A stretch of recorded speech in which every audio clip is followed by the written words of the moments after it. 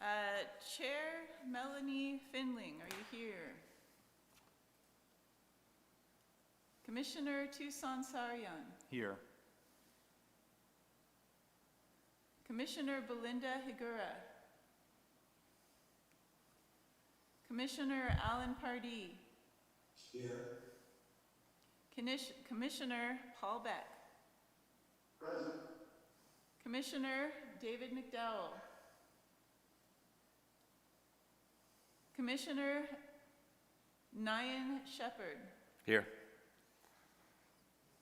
All right, so we have 4 out of 7. Does that give us a quorum? I know that Belinda's trying to get on. I know that Belinda's trying to get on too. Should we give her a couple minutes? I think we should. Okay, and Alan, did you mention to her that she should start over? I did not.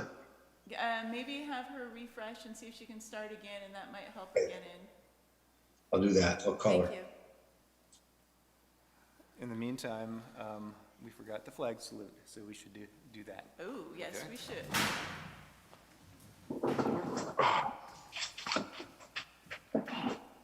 I pledge allegiance to the flag of the United States of America and to the republic for which it stands, one nation, under God, indivisible, with liberty and justice for all.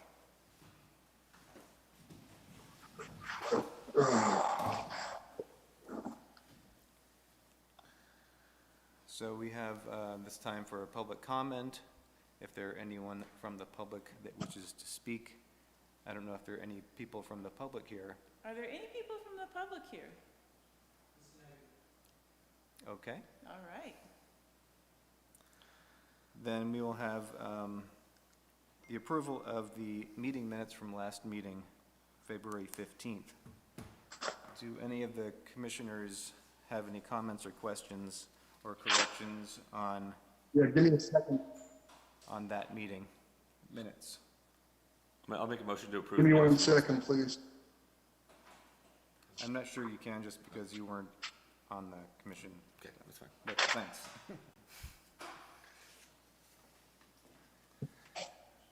Okay, go ahead.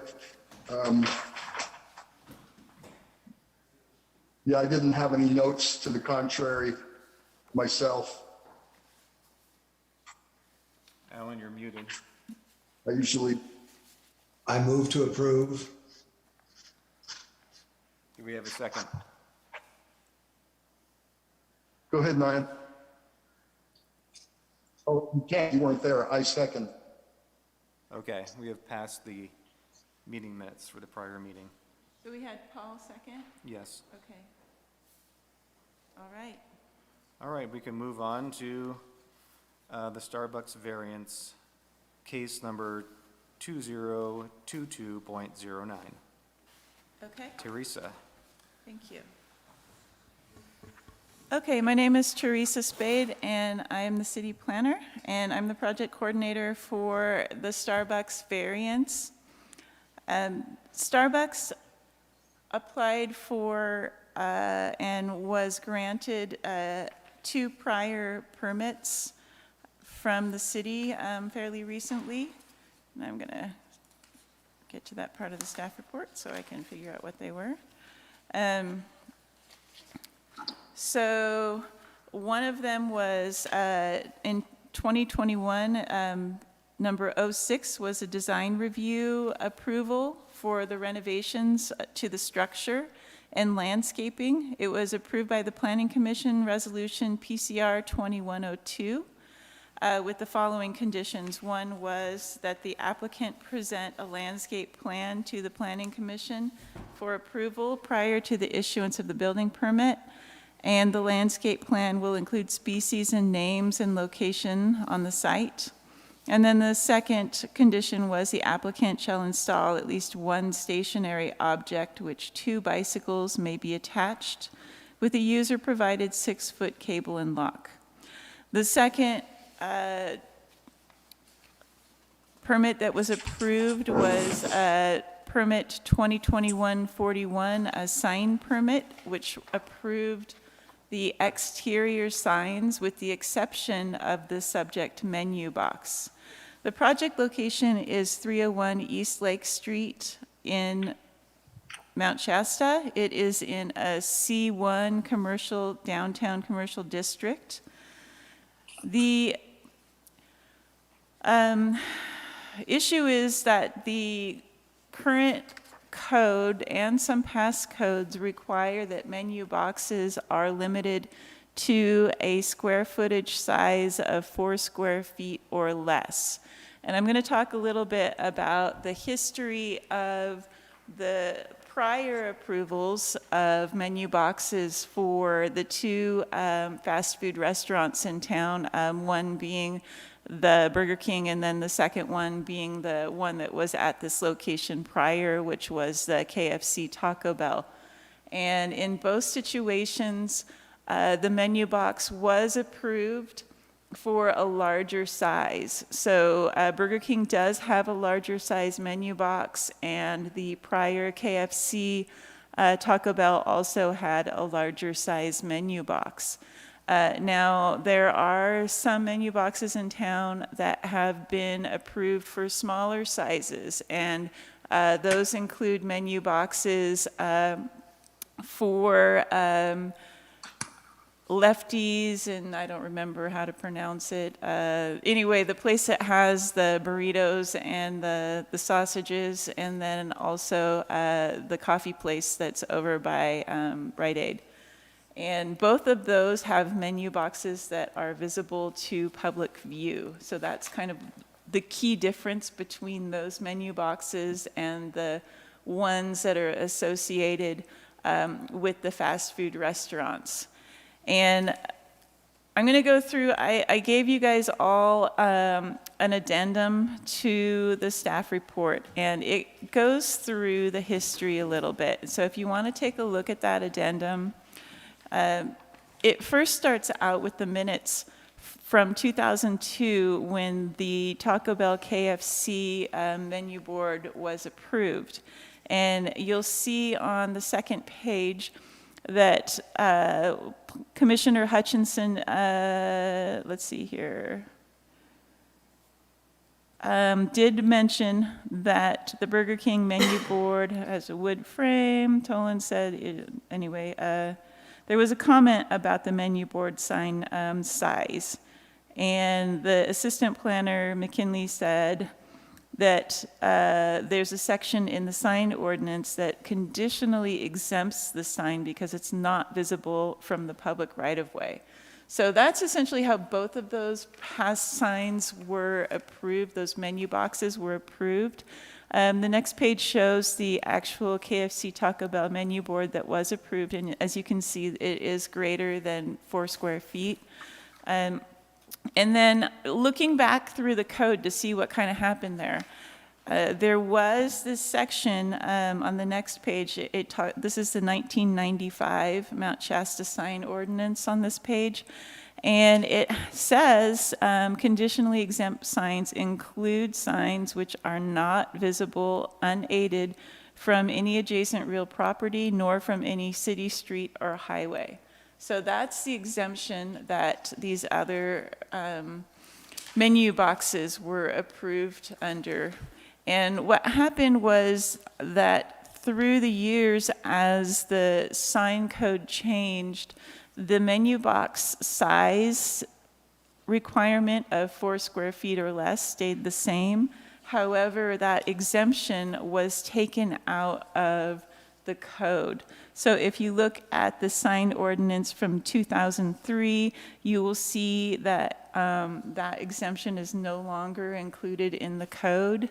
And then if you look at the more the current code, you'll see that that exemption was also not included in the current code. So what has happened over the years is that we have had a total of 3 approvals for fast food places with menu boxes. 2 of them occurred when there was that exemption, and this third one is occurring at a time now where that exemption was taken out of the code. And it's not directly correlating with the menu box section, but the two of them together kind of mesh, and that they allow for this exemption. And it's staff's opinion that to not allow this variance for Starbucks would be inconsistent with our past allowances, because in the past where a menu board has been approved with this exemption, it's been for both of those other fast food places. So moving on to the staff report.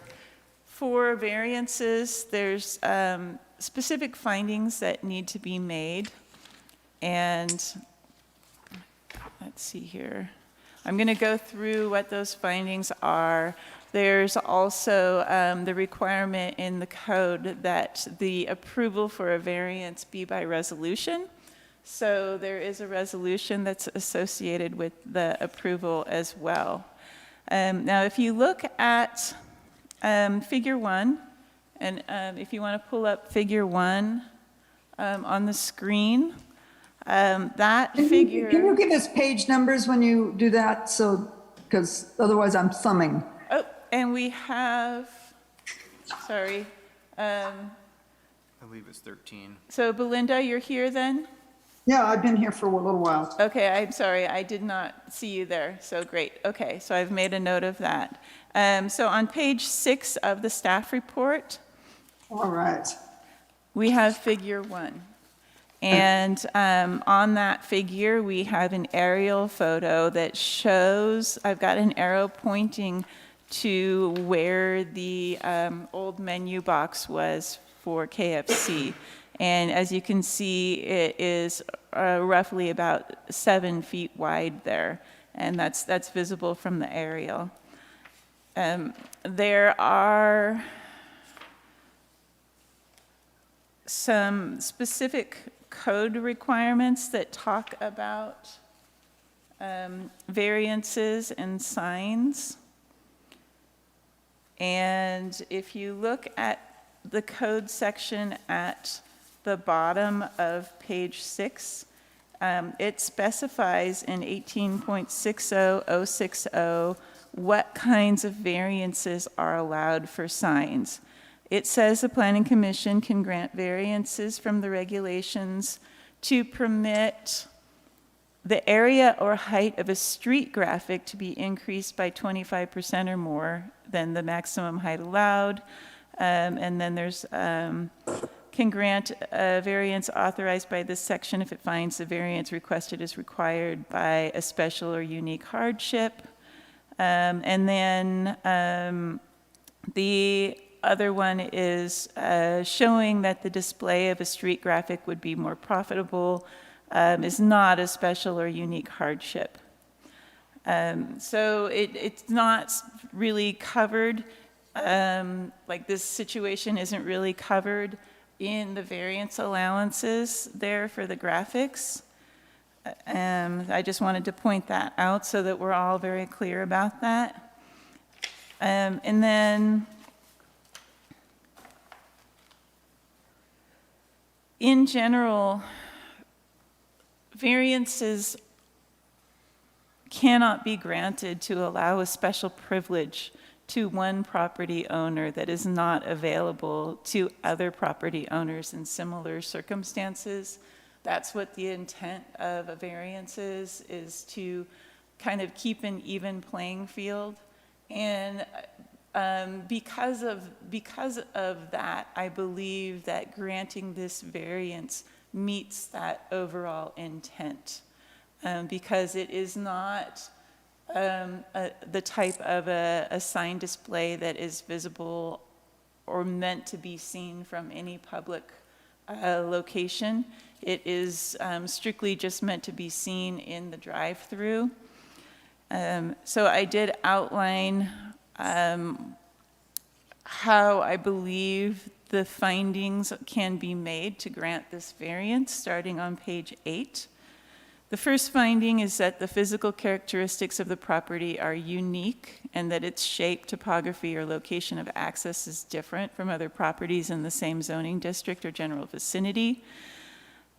For that, I said that the subject menu box will not be substantially visible from the public roadway or sidewalk. There are restaurants in the commercial district that conform or come closer to the conforming to the 4 square foot menu box size. However, those menu boxes are substantially visible from the sidewalk and public roadway.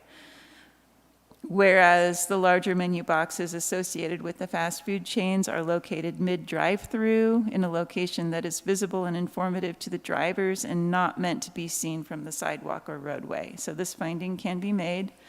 Secondly, the strict interpretation of the Land Development Code with granting a variance means that the property owner cannot develop the land in conjunction with the basic property entitlement of the zoning district. A strict interpretation of the code would result in a sign of insufficient size to convey basic menu information to the vehicle occupants, and it would unfairly limit the applicant to a sign size significantly smaller than other chain fast food restaurants with drive-throughs that they have enjoyed or currently enjoyed. So that finding can be made. The relief being granted by the approval of the variance is the minimum relief necessary to restore the property entitlement. That can be made. The proposed menu box is the smallest size that Starbucks uses. Approval of the variance does not adversely affect other properties in the area or within the same zoning district. The footprint of the proposed menu box is substantially the same as the previous menu box at this location. It's not expected to result in a detriment to visual impacts to surrounding properties. This finding can be made. And the approval does not undermine the purpose and development standards of the zone. The approval is consistent with the purpose and development standards of the commercial zone, and this finding can be made. The project is found to be exempt from the California Environmental Quality Act, meeting the exemption for existing facilities. That's a Class 1 exemption consisting of minor alteration to the existing structure involving no or negligible expansion of use. And it's staff's recommendation to approve the variance subject to the findings that are in the resolution. Okay, thank you, Teresa. Do we have any planning commissioner questions or comments for clarification?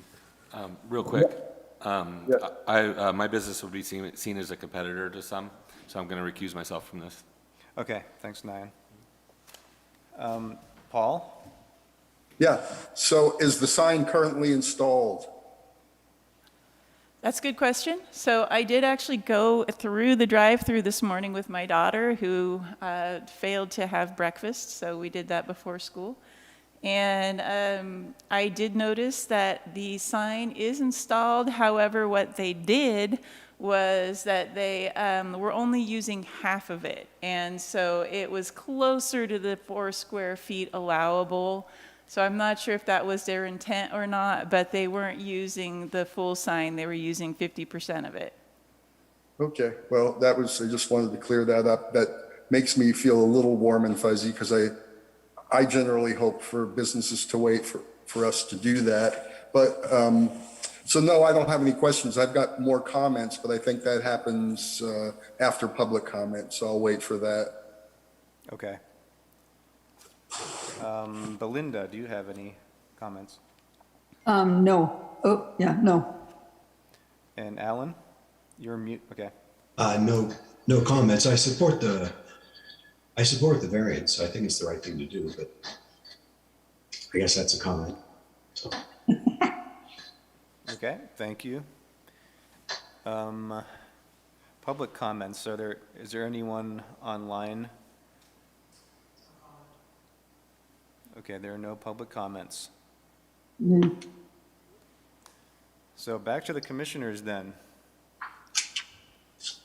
Go ahead, Paul. Yeah, so I kind of just want to parrot what Alan said.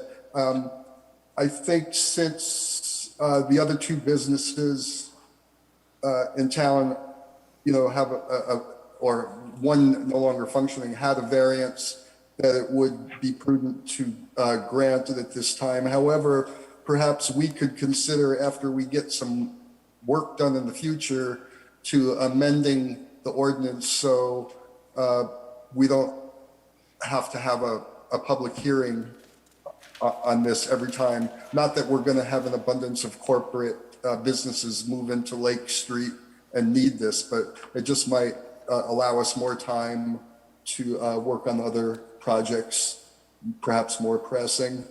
But in any case, in the interest of fairness, and I know we're not voting yet, but I would echo Alan's comment of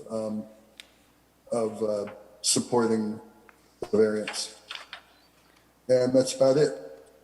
Okay, Paul, do you mean to put the exemption back into the ordinance? Yeah, I think that or change the minimum, the maximum to the maximum that's out there right now, which might be Starbucks, and just say, hey, maximum allowable 14 feet with the condition that it's not viewable from the street, but in like perhaps a drive-up situation where, you can, when you go around the back or the side of the building, you can see it, and it's not viewable from the street.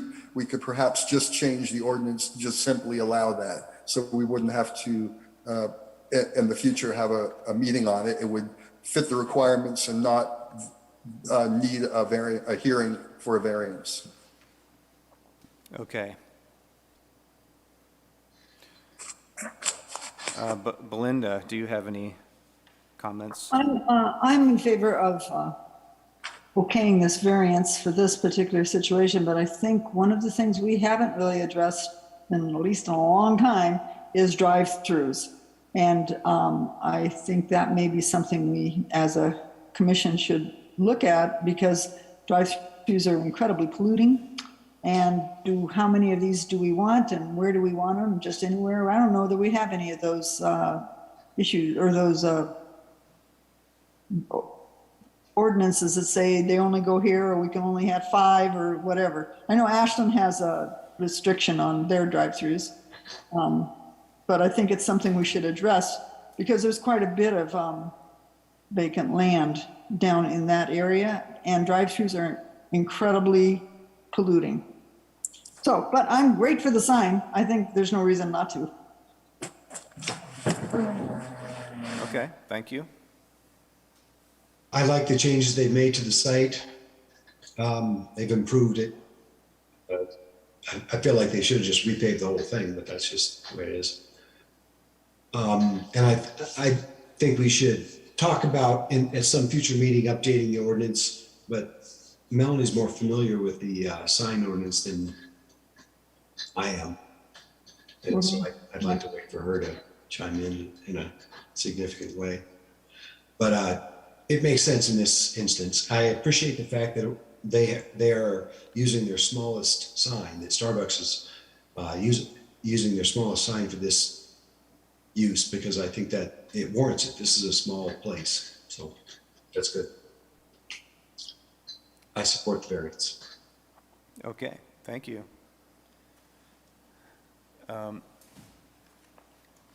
What is the maximum height allowed right now? So it's a square footage, and the maximum square footage right now is 4 square feet. Mm-hmm. And the Somewhere here sign, it said maximum height. yeah, that was talking about sign, like variance, what variances can cover for signs. But it just doesn't, it's a different kind of sign. They're talking about a kind of sign that is visible from public view. So it doesn't really, and it would meet the height requirement anyway, but the height's not the issue with this type of a sign. Okay.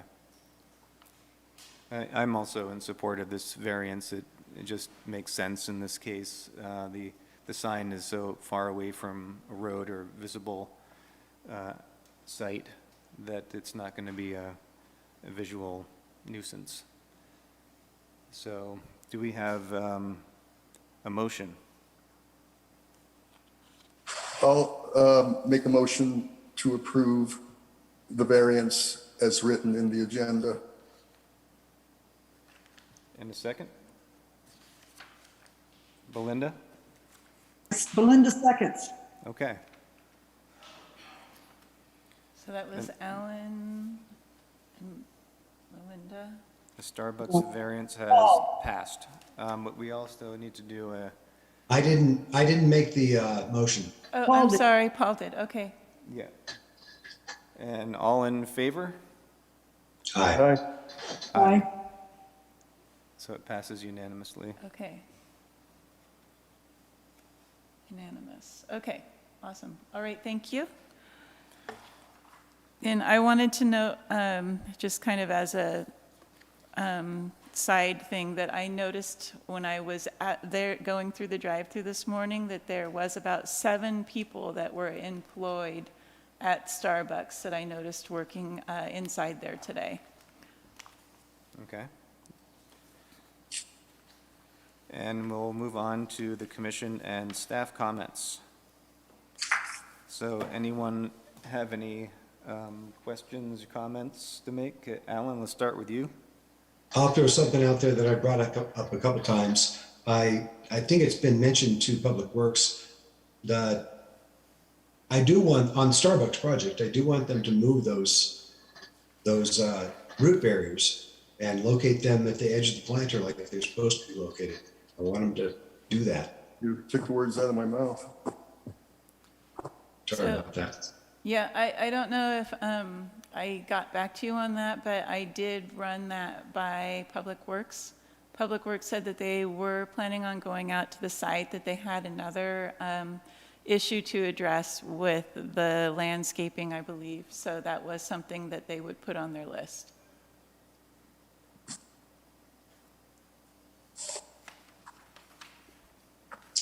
Thanks. Okay, was that it, Alan? Yeah, that's it. Okay, how about Belinda?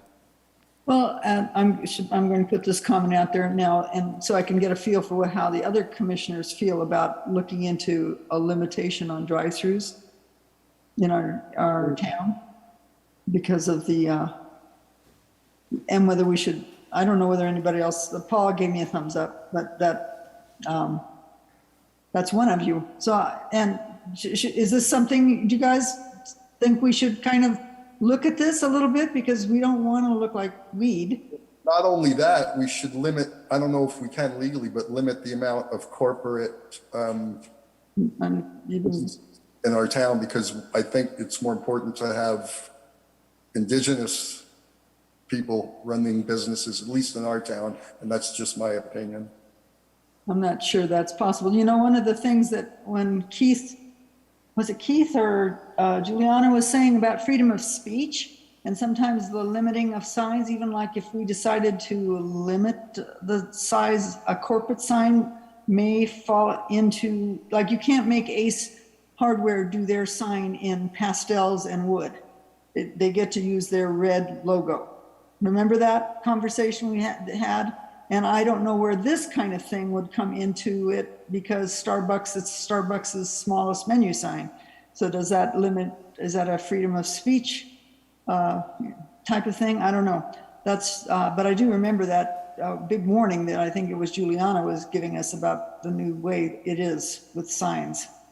So probably we need to look at our sign ordinance again, huh? I don't know.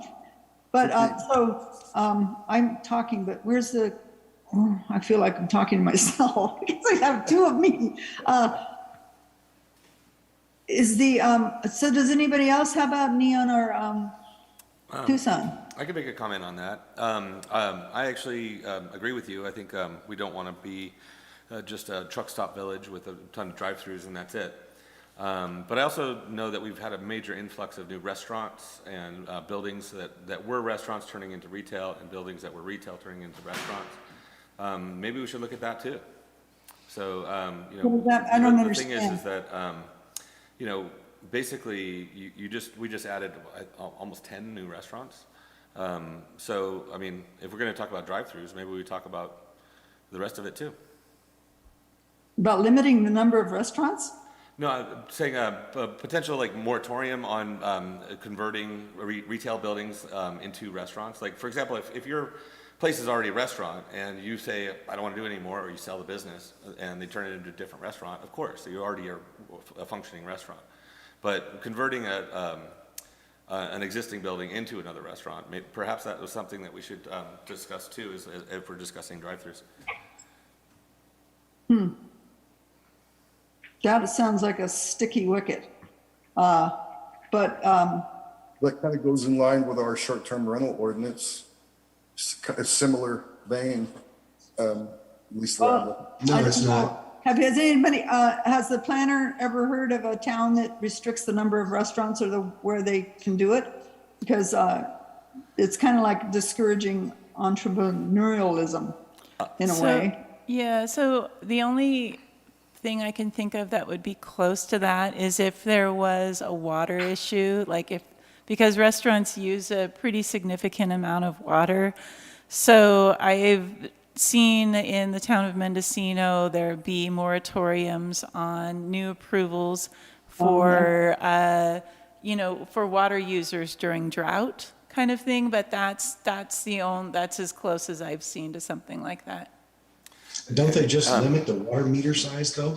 Something like that? Isn't that how they approach it? Water meter? So, in that situation, that town's on wells. So it's not a water meter kind of situation. It's, when there's a drought, there's no water for anybody, and they end up having to truck water in. And that definitely doesn't fit with this town, where water is far more abundant. Yeah, okay, thanks. To be more specific, I mean, I'm not talking about no new restaurants. I'm talking about converting something from the use of retail to the use of restaurant. If we're going to discuss not adding more drive-throughs, sure, drive-throughs are convenient, and with COVID, you don't necessarily want to go inside the building. There's a lot of benefits to having a drive-through. But there's also, like we're talking about, a major environmental impact of also converting a building to a restaurant with water use, as well as trash consumption, shipping in and out. There's an environmental factor there too. And so, I mean, I just think that it's definitely worth putting on the agenda, having the drive-throughs, but I think that we should also talk about converting retail buildings into restaurants. I think that if there was a concern about more restaurants, the most appropriate way to look at that would not be a moratorium, but rather to change the designation from principally permitted to use permit requirement. And that way, new restaurants could be approved on a case-by-case basis. Yeah. Right. Yeah. I agree, yeah. Yeah, that would be the way to Well, it's handle kind that. of, like I said, it's kind of like we're trying to limit the amount of short-term rentals, so we want to limit the amount of retail space that can be converted for a restaurant. If you have 1 million restaurants, maybe fresh construction or No, you're not gonna get a restaurant moving in, and lasting anytime at all if it doesn't get enough use. And if you're not having, anyway, I don't think we should limit what you can change your commercial property into. I mean, within bounds, Yeah. certain bounds. Or a use permit, if. A use permit, I like that idea. A great way of dealing with it, and then it allows people that live above the building or whatever to have their say about the gas fumes and all the things that are in kitchens. Sure, Yeah. yeah. I think Airbnbs are a different animal than restaurants. They're taking housing, and that's why we are restricting it. It's not because otherwise we could have tons of them, but there's a real valid reason for our community to not have a ton of vacation rentals. right. Yeah, so, but Teresa, where are you? I'm right here. Okay, so how do we address these kinds of things for putting some of it on the agenda? Well, you could direct staff to look into the issue and maybe come back with a staff report, just talking about, I mean, I could research to see if there are, if there's data that would support looking into some of these options. I could look into other jurisdictions that might have limitations on franchises coming into town, and what those limitations might look like. I could look at towns that might have limitations on the number of or types of drive-through facilities and what that might look like. So that's coming what into I town. think, if you were going to if you were going to do anything, it would probably be to direct staff to come back with something in the future. I think that's, if all of the rest of you are good with that, looking at use permits and for changing a business to what it's not, changing a retail store to a restaurant, for instance, looking at that a little bit to discuss, but also looking at, I think I'm more inclined to address the drive-throughs at the moment. And I know Ashland has some pretty good, a pretty good ordinance about that. But No one owning the that. pollution that I'm having a hard time with, it's like we're encouraging people to drive and sit in their cars in the car room. And so that's not the best thing. You can park, walk in, get your order, and come back out. I mean, you can do that at a Starbucks for that matter. You don't have to go through the drive-through, but it makes it too easy. So. I do think we'd be fighting an uphill battle about now, though. About what? It would be an uphill battle about now, given all the uses for drive-throughs these days. Well, During COVID, that sort of thing, people got used to it more. I don't know.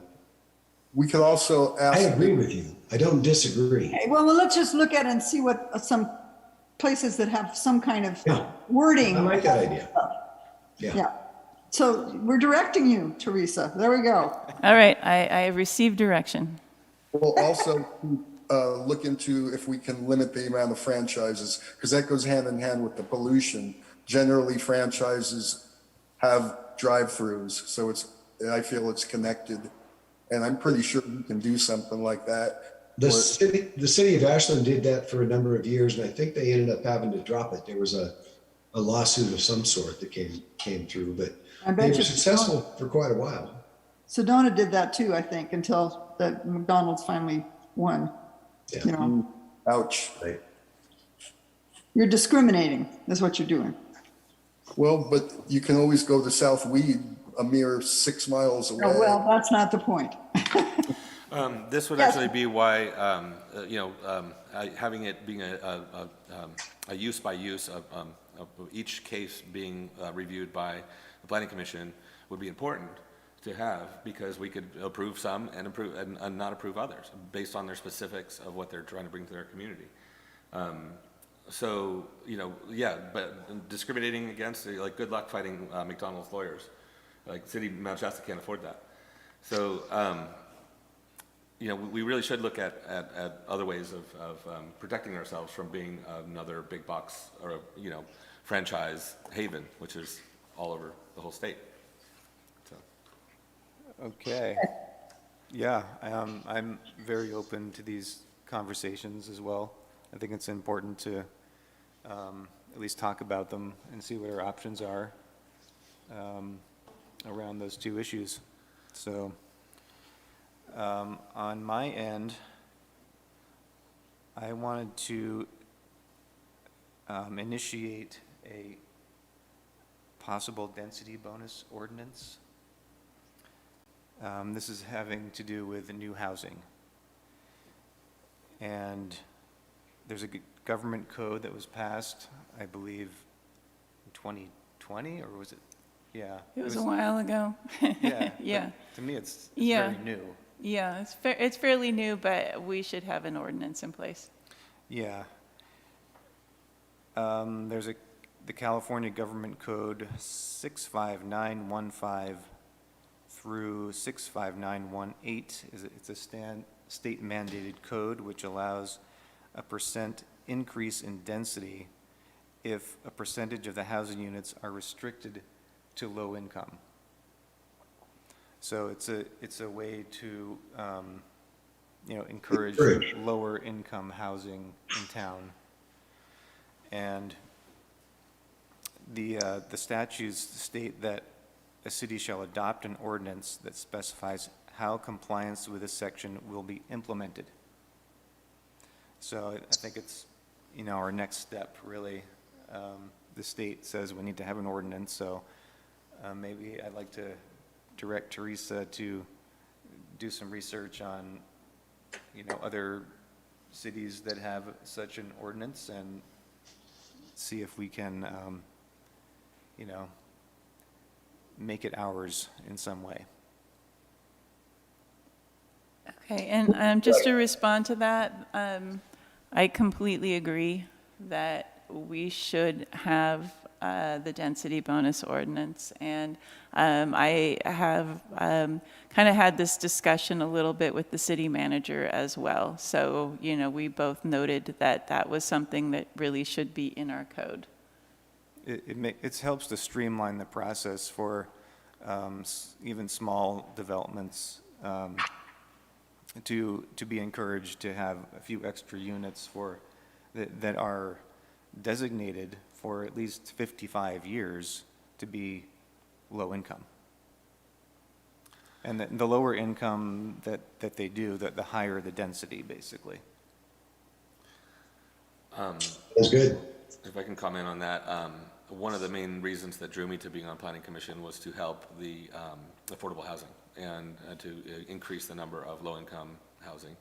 And so I'm all for looking at different ideas and executing plans to get more people of lower wages in houses in Mount Shasta. Yeah. This is a way to do it, and this is something the state has seen as being a problem, and that's why they've made this mandate, for all cities in California. Right. And that's it for me. So is there anything else? Anybody, more comments? Yes. Okay, Paul? Welcome to the team, Nyan. Yeah. I was gonna pipe in at some point and just say thank you guys, and I respect all of you guys individually as well as what you do as a team, and I'm glad to be a part of it. And I look forward to tackling some of these hurdles with you, and let's work together and make Mount Shasta thrive. Yeah, welcome aboard. Thank you. And then, you guys want to comment on that for another minute, or? Are you? Okay. No, we welcome Nyan into the Planning Commission. Do we need a motion to welcome me? All right. So I have a thing. Okay, yeah, Teresa, go ahead. Okay, so something came to my attention today, and I'm going to bring this before you now. I've had a conversation with the city attorney about this. I've had a conversation with the city manager about this. And the situation is that, so you're probably familiar with home occupations. A home occupation is a use of a single-family residence for business use. So you can use a portion of your residence as a home office is what is mostly used as a home occupation. What I discovered today was that in the commercial zones, the city has been issuing business licenses without home occupations permits. So they have been allowing for residences to convert a portion of the residence to commercial use with just a business license. And so this is how this is problematic. The reason that this is it's not problematic because of the zoning necessarily, except for the fact that they're not looking at things like ADA requirements, parking requirements. The other big thing is that an occupancy, a commercial occupancy is different than a residential occupancy. So commercial structures are built different, because there's an assumption that the public is going to be in there. They're held to a higher standard. And so when we convert something from a residential use to a commercial use, we need to know that it's up to code when that conversion happens. And so what this means is that not only moving forward, that's not going to happen anymore, but also moving backward, we're going to need to address this. And what that's going to mean is that we're going to need to make a list of the residences that are in the commercial zones that have been approved for commercial uses, in addition to the residential uses without an inspection. And then we're thinking of writing a letter to these people to let them know that when it comes time for the business license to be to come up, that we will be looking at moving towards compliance at that time, at looking at having inspections and making sure that those are up to code. I have a quick question on that regard, and I totally agree with you. If I'm just working from Zoom at my home office, and I don't expect any public or anybody to come and have a meeting at my house, for example, if I'm just a software developer, then that would be kind of, in my mind, that would need a different type of license or business permit or different type of zoning requirements, as opposed to somebody that has a massage extra bedroom and they do massages and they have people come in for massages. So in that case, their restroom would probably need to be ADA compliant. Yes. So I think that there needs to be different brackets in that. Absolutely. And then a follow-up point is on vacation rentals, the current process in Mount Shasta is they find you on Airbnb or they find you on VRBO and they contact you and they say, hey, you need to have a business license and you need to be paying your TOT. And they don't, the people at the front desk in the office that actually execute this, they don't actually look at the zoning map and they don't say, oh, well, you're not allowed to do that there, you're strictly residential. You can't have a short-term rental business in that area. So essentially the business license in Mount Shasta has been used as just a money grab, essentially. We basically can find reasons to make people buy business licenses, and it's essentially just a tax. It doesn't, there's no other really real criteria behind it. And so that's just the way it has been, and so maybe we could look at that. That whole aspect of it is, where are you operating this business? What type of business is it? Are customers or clients coming to this location? If that is, then it needs to be ADA compliant or zoned properly, et cetera. That's how the business is operated, and I don't necessarily agree with it. Or that's how the city has been operating. I don't necessarily agree with it. So that's my 2 cents. Okay, so just to respond to that, the home occupations permit allowance allows for somebody in that situation where they just have a home office, and that's absolutely appropriate in both the commercial district and the residential district. The thing that hasn't been happening is that in the commercial district, they haven't been issuing any business license, a business, but they haven't been issuing the home occupations. So they do issue the business license, just not the home occupations, which is what should happen if it's in a residence. So that's a concern. As far as if it's an actual commercial business in the commercial district, it really needs to be converted and it needs to meet the code requirements. So that's kind of the dividing line there. And then in terms of the short-term rentals, the front office has been looking at what district things are in. That's something that they've been doing regularly, so they do look for that. And they have been letting people know that short-term rentals are not allowed in the R1 zones. So that's something that's been very consistently looked at and vetted. So that has been the history. So I was in the office last week, and I asked them that exact question, and they told me the exact answer that I told you was that they simply make sure they're paying their TOT, and they say that they have to come down and pay for a business license. They didn't say anything about actually checking their zoning or that kind of thing. And the way that they find them is they have a software program So like, you know, Yeah. snitches people out for having a listing. Yeah, no, yeah, they were probably just giving you the broad stroke and not all the details, but they do check before it gets approved, and they actually put it on my desk. Okay, good. Yeah. Yeah, I totally agree, and that my question was the same as Nyan's, that there has to be that separation between, you know, is it just a home occupation within a commercial zone, or, you know, a commercial business that, you know, they're gonna have traffic, and there needs to be that delineation, of course. Yeah. So, yeah, bring it to us, and we'll see what we discuss on that. Any other comments on that? I'm very pro-business on this front, and I want people to, you know, be able to work from home if they can, and all that kind of stuff. And also, I had to spend a lot of money making my building ADA compliant, and I think that a lot of the ADA rules are, well, they're typical bureaucracy. So I think that we should figure out where the line in the sand is of where, you know, if you're having one client over in a day for a meeting versus you're having 30 clients over in a day, you know, where's that line in the sand where we require full ADA compliance? Mm-hmm. Totally. Mm-hmm.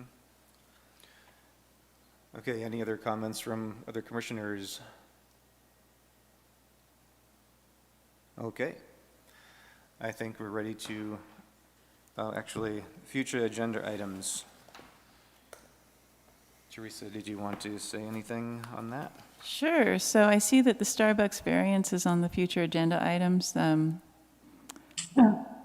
think we're there, so that one we can cross off.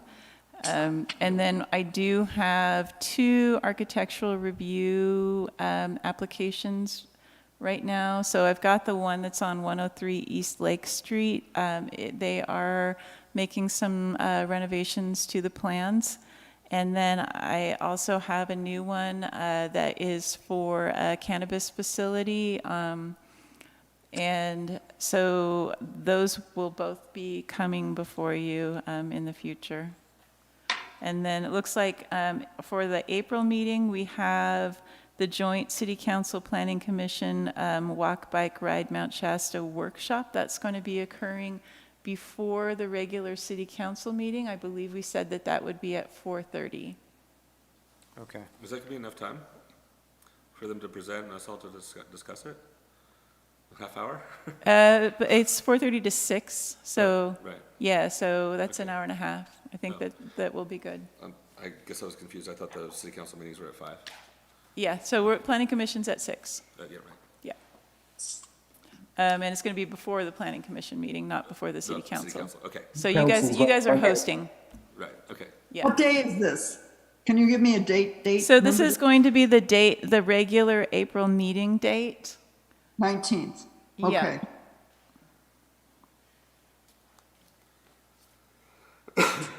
I'm really looking forward to that, actually. Okay. Then we will adjourn this meeting until next meeting in April. Okay. Thank you. Thanks, everybody. Thanks, everybody. See you guys later. Goodbye, Nick.